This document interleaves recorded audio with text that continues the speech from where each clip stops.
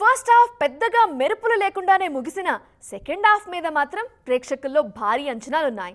Star హీరోల crazy projects రిలీజ్కి ready అవుతుండడం, young హీరోలు కూడా డిఫరెంట్ మూవీస్తో సిద్ధమవుతుండడంతో రాబోయే 6 నెలల్లో బాక్సాఫీస్కి మంచి రోజులే రాబోతున్నాయనే నమ్మకంతో ఉన్నారు ఆడియన్స్.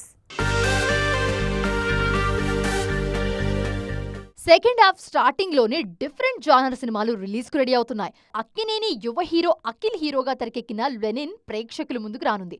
అఖిల్ ఊర మాస్ క్యారెక్టర్ లో నటించిన ఈ సినిమా మీద మంచి అంచనాలే ఉన్నాయి. ఆగస్ట్ నెలలో వారానికో సినిమా ఆడియన్స్ ను అలరించేందుకు రెడీ అవుతుంది. 14న విశ్వనాథ్ అండ్ సన్స్, 21న ఇరుముడి, 26న మోస్ట్ అవైటెడ్ టాక్సిక్ సినిమాలు థియేటర్స్ లో సందడి చేయబోతున్నాయి. ఈ సినిమాల మీద బాక్స్ ఆఫీస్ అంచనాలు భారీగానే ఉన్నాయి. ప్రస్తుతానికి సెప్టెంబర్ డేట్స్ ఖాళీగానే కనిపిస్తున్నాయి. ఆ నెలలో ఒక్క విజయ్ దేవరకొండ రణబాలి తప్ప మరే సినిమా అఫీషియల్ గా డేట్ లాక్ చేయలేదు.